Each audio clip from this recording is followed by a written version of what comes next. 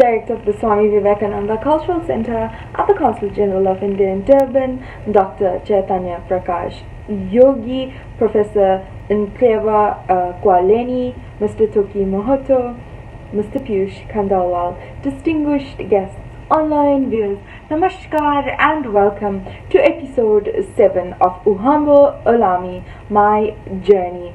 Uhambo Lwami is an online series of interactions with legendary contributors to the social cultural life in South Africa.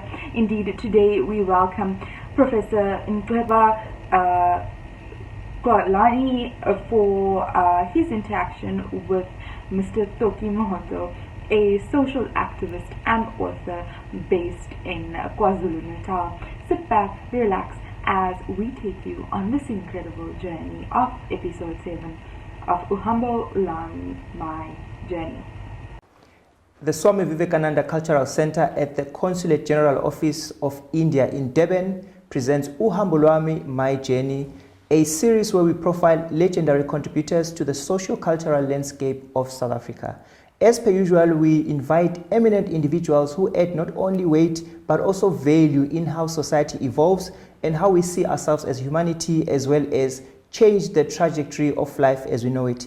Today, I'm visited by an eminent scientist. His name is Professor Nceba Gqaleni, who is going to be our guest for episode 7 of Uhambo Lwami.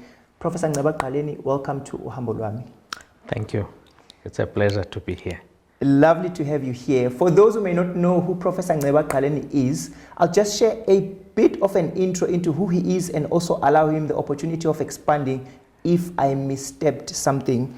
Professor Nceba Gqaleni trained as a biochemist at the former University of KwaZulu-Natal. He obtained his doctorate at the University of Strathclyde in Scotland in 1996. He is a National Research Foundation rated researcher with interest on immunology, infectious and non-infectious diseases and traditional medicine. He has served on the Interim Traditional Health Practitioners Council of South Africa, appointed by the Minister of Health.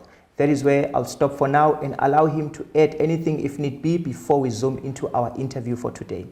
Over to you, Prof. Oh, thank you. I must just say it's nice to talk about these science things. Yes, yes. Mina ngumfana wasemampondweni.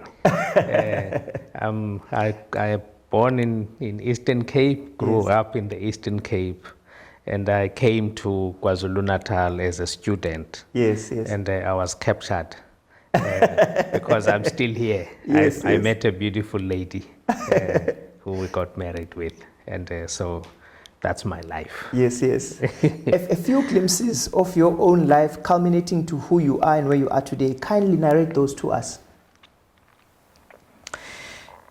I'm fortunate that I come from a very spiritual family. Yes. And I grew up not with my father. He was in exile. So I don't know a lot of my father's side of the family. But I grew up in a Methodist mission, and then, of course, my mother is a kind of Pentecostal, charismatic lady. Yes. And she's been working for the church. You know, she used to teach, and then gave her life to full-time ministry. So I've grew up in a very spiritual environment. I think it has had a bearing on my character in life. Principles of honesty, truth. And so when I think I also have a gift I've realized with time that I did not know, that whenever I start something, it lasts. And I think, so when I joined the medical school, I had set up a research center, and then which has now been fully fledged department. But I was then tasked to initiate the program of traditional medicine at the university. Some things you might call I only realized later that on my father's side, there's a language they by using isiXhosa bathi bamhlophe. Yes, yes, yes. So I did not know that until I visited my grandfather. At the time, he was the only one remaining in amongst his brothers. And he said this. And so I kind of began to connect dots, because my father, though he was in exile, he was a priest. Yes, so yes. I could not connect anything. So I'm guessing that side of things have been with me. So when at the medical school I was then asked to start this thing, things just happened. I don't know, I can't say because I'm clever or what. I mean, I just had a meeting on a Wednesday. On a Friday, I got a phone call that MEC Dr. Mkhize is going to be having a function with the traditional healers of KwaZulu-Natal. Please come. And I meet them, we start the discussions, and the rest is history. Yeah.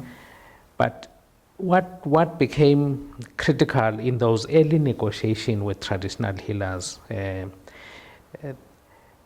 they were saying scientists are not trustworthy. They come and take their herbs and disappear and never. And so I learned that the principles of honesty and being trustworthy take you a long way in any relationship. And that's what I committed myself to them, to say, Bo Baba, no Mama, just know this. You are dealing now with someone whose word and is his word, is honest. And it has carried that relationship in a long way. And the other thing is that it's good to admit when you don't know. Yes. Because I don't know traditional medicine. I'm learning as I'm going, but I'm using the language of science to explain what traditional medicine is to the ordinary public, because it's a very complex field on its own, let alone now you interface it with science. But it has also made me meet incredible people with incredible, talents. Unfortunately, our society is bad, because if you can't speak this language called English, it's as if there's nothing incredible about you. Of worth. Of worth. But I've met humble people, deeply knowledgeable about their trade, their craft. And if it were me, we should have been having this excellence, something's excellence, I don't know, whatever we would call it, to honor these people. Because some don't even apply for these presidential awards, and because there's no one who's going to write these things for them to recognize. But they are incredible people who are helping many lives in South Africa and probably globally. I would say, because traditional medicine is a global phenomenon. And so that's where I would say I have been on this journey. And the funny part for me has been that to take this craft in a medical school, traditional medicine, something that is looked down at, is not thought highly. But that one has been blessed to be able to compete like any other professor in a university, to attract research grants, to attract students, PhD students, and graduate them, to compete at those levels, and be peer reviewed and be peer reviewed on a field that many would not actually see that, but we are able to take this and raise the bar and compete with the best of the best in the world, and to encourage traditional healers. this year I'm going to be graduating a PhD Sangoma. Wow. You know, and say this is a journey for because I'm a professor of traditional medicine, though I don't practice it. The future is with them. Yes, yes. So that they must do masters and PhDs and excel. This discipline is theirs to grow. The sky becomes the limit to them. Yeah. You but a contributor or a catalyst for change. I'm in a small way. In a small way. Of course, they normally say, I guess, it takes a few grains of yeast, you know, for the dough to grow. Yes, So yes, so hopefully, true. Definitely. yeah. One would sit down and wonder, how do you feel inspired from within and outside when you express yourself through science? Because science to me is a form of expression. It's a form of communication, and it's an intervention that one cannot do away with or do without. What inspires you when you sit down and you're about to conjure up something that has us as the public in mind? I think for me, there's always been curiosity, and I think maybe that's why it makes me a researcher. Even when I was young, I was always fascinated by like just hiccuping. Yeah. How does one hiccup? How? And I used to ask my parents. You can imagine asking those questions. You know, what happens when you laugh? You know, those kinds of things. So I've always had that intrigue. Yes. But something happened in my second year at university. I got an assignment which was dealing with nutrition and cancer. It disturbed me to read these journal articles and only to find that the disease is with the black people. The rest, the researchers are white people.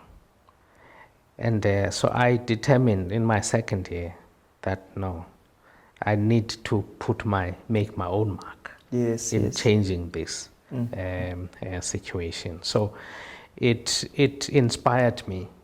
To be honest, I got, if you call it a holy anger, I don't know. It disturbed me. Yes. And Positively. Positively. And so I determined that I want to be a researcher and I want to change. There must be papers published on these South African people's situations by us, by myself. And so that became my pursuit. So I'm excited now when I work with traditional healers who have a wealth of knowledge. And when people say, I can treat condition X, and those who don't believe, and we can then begin to work together and begin collaboratively and begin to show what they claim to be true, you know, using science. It makes me feel very proud. Yeah, fulfilled. I can be fulfilled. I can say so. And the good thing is that we want to publish with them. Yes. We want that their own intellectual property is credited to them.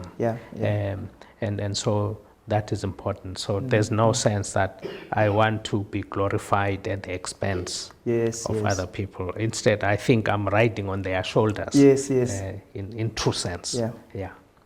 You remind me of the saying, it takes a village to raise a child. Similarly, as you're rightfully stating now, it takes collaboration, it takes community, it takes collectivism to reach an outcome. One would then ask a question, how do you comprehend the success or satisfaction of a scientist? Does it require popularity or both quality and popularity, or it happens separately? People have different personalities, I guess. Some people thrive on praises, I guess. But some people are happy just to quietly do their work. We have very various personalities. But what satisfies is when your peers acknowledge you.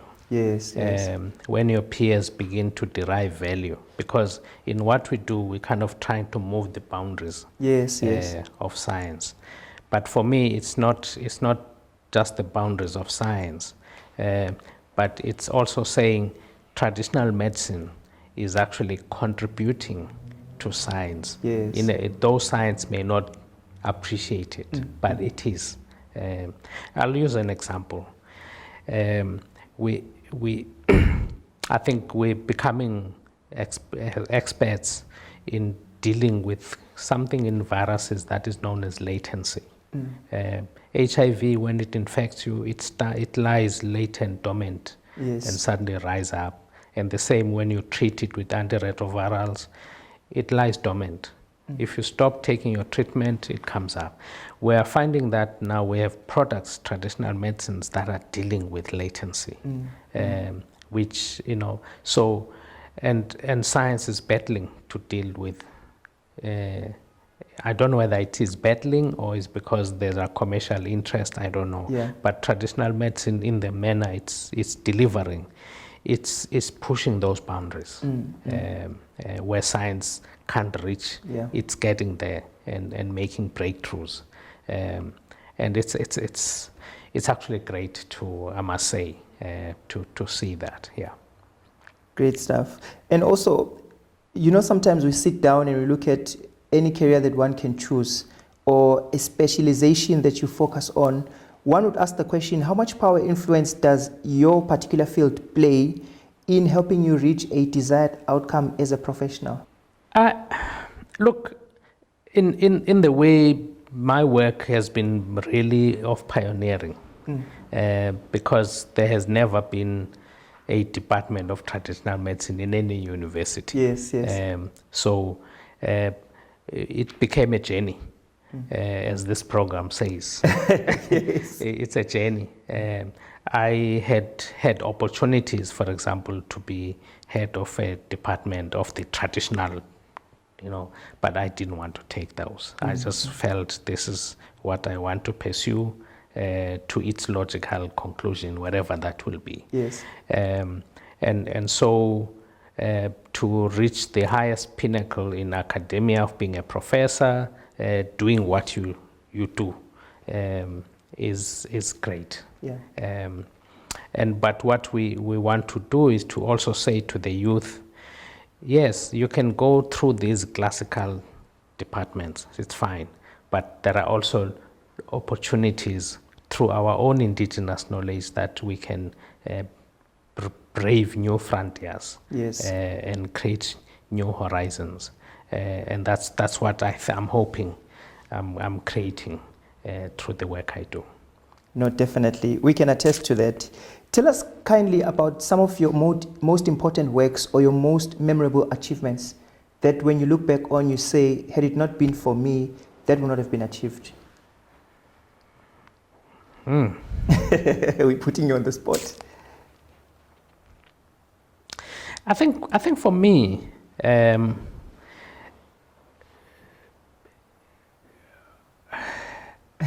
these things, I don't know how, I'm going to put it this way. Yeah. When I was a deputy dean at the medical school, there was a challenge I did not know. Students, there's something called acrotat. You miss an exam because you are sick, a final exam. So students come back with a medical certificate from a traditional healer. These are medical students. And the medical school did not know how to deal with them. Yeah. And so I said, no, this someone was sick, they've had to go home, maybe a student from Durban has to go to Limpopo, because there's no traditional healer they know in this vicinity. Yes. They get taken care of and come back. And so you can't say you can't write an exam.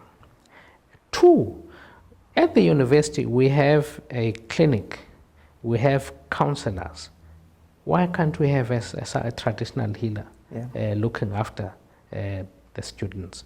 So we pioneered that at the Howard College campus. Yes. That there was a Sangom. They've been there, and students go there during the day to consult. Wow. They get helped. I think we are the only medical university that has done that. It's only COVID now that Makosi has had to take time off. Yeah. She runs a very busy practice, just looking after students. So I'm talking of these things because South Africa is even today has a problem of employers who can't recognize their workers who've been they've got to go and fight in courts for something that should not be the case. So I'm very proud of that development. Of course, when the medical school needed to grow, yes, we had looked at one area was that of molecular medicine. So I became a chair of a fundraising committee that led to the establishment of a Doris Duke Medical Research Institute at the medical school. Of course, we had some big professors with connections to people with big monies. I was young to have been given that responsibility, including being deputy dean of a medical school. Definitely, is not something. So I've had these opportunities of doing this great work, and now the medical school, through those initiatives, we know that with COVID we are leaders in genomic research. Yes. Through those infrastructure we plowed at that time. So it has not that I've only been focusing on my own self, yes, but also doing work for the greater good of humanity. And that's been, I think, a privilege. Yes, to do. Yeah. With the advent of fourth industrial revolution, everyone is almost speaking fourth IR. Do you feel that technology is changing the process of how you work? Is it enhancing it, or do you feel that it is perhaps imposing certain limitations in how yourself as a scientist create? I think it's been good that it makes us travel less. It's good for the environment. So I say it's good for that, because but it's bad in the sense that you can work, because if you've got collaborators in the East and in the West, you can work around the clock without actually noticing. Yes. That you are stressing yourself on one level. But we still, in myself, I'm still a laboratory scientist. Yes. So we still need to get into the lab and create things. Yeah. So there are aspects that will not change, but there's other aspects of my work that have been revolutionized. And to be honest, especially as you grow older, you don't like to travel much. When I was younger, probably there was fascination with travel. So I don't regret that part.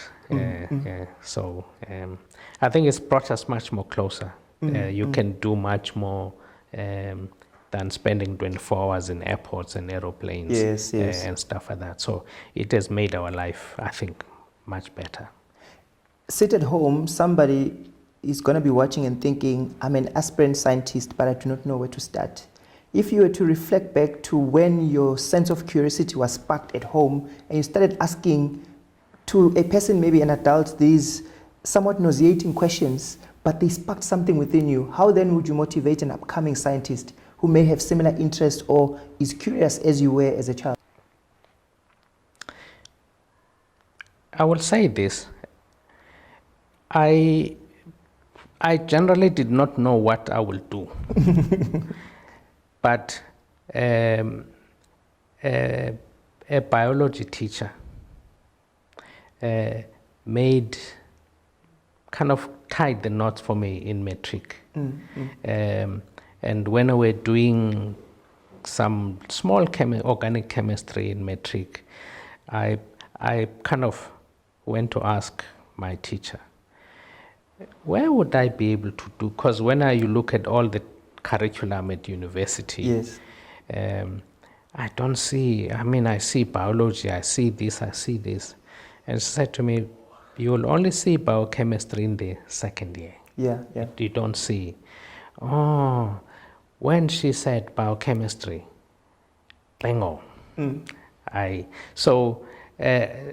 It's useful that as you go through your education, pick up things that strike you. Yes, ask yes. questions about them and pursue them to the fullest. Because the traditional career is that you're going to be a doctor, you're going to be this. I didn't want to be a doctor, I wanted to be a scientist. Yeah. And so it meant therefore that you've got to find your course in life. And also you make decisions. For example, most of my friends maybe got their degrees and went to work. I had to continue studying and continue studying. So you then have a lifestyle that's different from your peers at the time, but pursue your dream regardless. That is important. Yeah. Thank you for that question. You both quite accomplished and are celebrated in your career. Has this made your work more easily accepted, or you still experience some challenges? There's nothing that's easily accepted. In our world, we live in, it's constructive criticism, I should use, we're used to being criticized. Your peers they don't just look at your name and think, no, they read through, they will criticize you, they will critique you. That's the goodness of an academic life. There's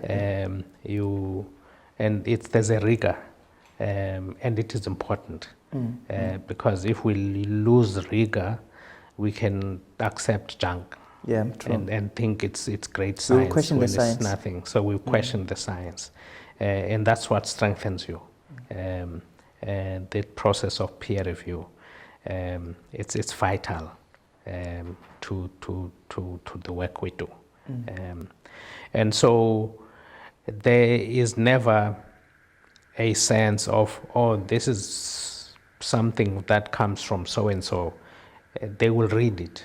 They will, even if it's published, your work is still critiqued. Wow. And so that is important. Yeah. And we're edging toward the end. Professor Gqaleni, can you please give us a sense of your own estimation of or observation of the current socio-cultural as well as scientific landscape in South Africa?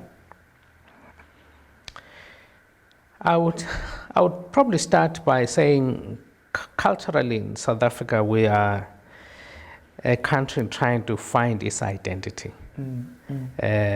from the worst of the Western apartheid to where we are. And we want to be a rainbow nation, yet we get to a stage where we're criticizing that.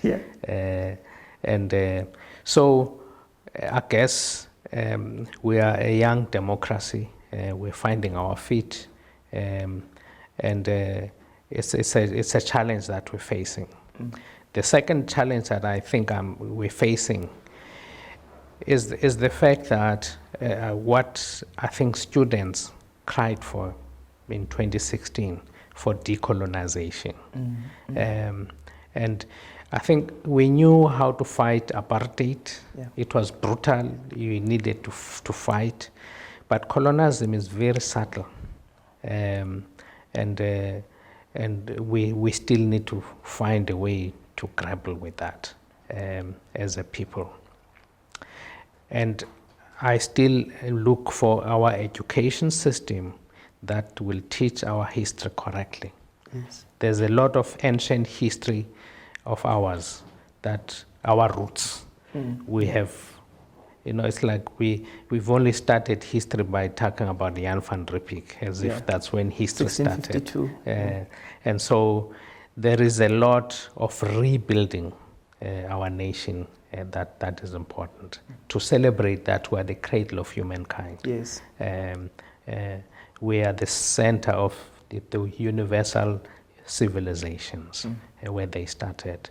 And I think we need those things that affirm you, that inspire you to reach for more. So that's the part of kind of a social, cultural landscape for us. And from a science perspective, we're a small community of science compared to the globe, and we're competing with people with large resources. But I think where we can, we are trying to punch above, whether it's COVID or it's HIV, in the things we do, we are making significant contributions. Though we're such a small nation, and so I think we just need to keep going. We keep going, and what we would want to see is just a percentage increase in the expand of R&D, because if you don't do that, your future is doomed to compete in the space. And I'm hoping that those who control our purse strings can appreciate that, because unfortunately the benefits of research, you don't see them immediately. It's an investment. Sometimes you don't know, and then someone else picks up that journal and begin to say, hey, they spark an idea, and then innovation flows. And so it's something we've got to appreciate. Definitely. And lastly, all things come to an end, all good things do come to an end. Is science also a way of self-exploration and spirituality, or you separate the two? To you, science may be just purely self-exploration, or it is spirituality, or it's the two combined? For me, yes, it's combined. I don't live in a dichotomous. I can't separate myself. Yes. I am a scientist. I'm a spiritual person, and I don't separate. I don't have that. I'm myself. And I love science, but yet at the same time, my spirituality is important to me, and so I can't split myself. That's important. And I think my spirituality grounds me. If I use the word, it grounds me, and that I become a man with values, do things with humankind in mind. That is important. Concluding remarks from yourself? We essentially wrapping up now. It's great to be here, and I like this project, and the more they normally say, people are praised when they are dead, and I think it's just nice to have moments of reflection. Yes. And to look back and say, wow, there's been a journey. It's nice that it can inspire people. Thank you. Definitely. This has been episode 7 of Uhambo Lwami, sponsored by the Swami Vivekananda Cultural Center at the Consulate General of India in Durban. Thank you for watching. Thank you so much, Toki Ji and Professor Ji, for that very profound, very dynamic, very interesting journey. We got to learn so much. Thank you for sharing your time with us and this journey. With that, we've come to the close of episode 7 of Uhambo Lwami. Please allow me to welcome my colleague, Mr. Nceba Gqaleni, from the Swami Vivekananda Cultural Center and the Consulate General of India in Durban, to render this evening a vote of thanks. Namaskar and greetings to all of you. On behalf of Swami Vivekananda Cultural Center at the Consulate General of India in Durban, it gives me a great pleasure to deliver a vote of thanks on episode 7 of our program, Uhambo Lwami My Journey. Allow me to thank our guest, Professor Nceba Gqaleni, a biochemist, researcher, and traditional medicine scientist, who had a wonderful interactions with Mr. Toki Mohoto, a social activist. So I like to say now, thank you, Professor. Your story that you shared with us this evening, it's very interesting. So, Mhlekazi, sibonga kakhulu baba. Also to Toki Mohoto Ji baba, thank you, siyabonga kakhulu, for conducting these interactions. to Director of the Swami Vivekananda Cultural Center, Dr. Chaitanya Prakash Yogi, Sristi Hadinarayan, Sri Piyush Kandilwal. Thank you very much for taking part on today's program. To all our online participants, we'd like to say thank you for being with us. You are advised to visit ICCR in Durban Facebook page for more information on cultural programs organized by Swami Vivekananda Cultural Center in Durban. Once again, to Professor Nceba Gqaleni, thank you very much, Siyabonga. And to Toki Mohoto ji, thank you, Baba Siyabonga. To all of you, have a wonderful evening. Namaskar.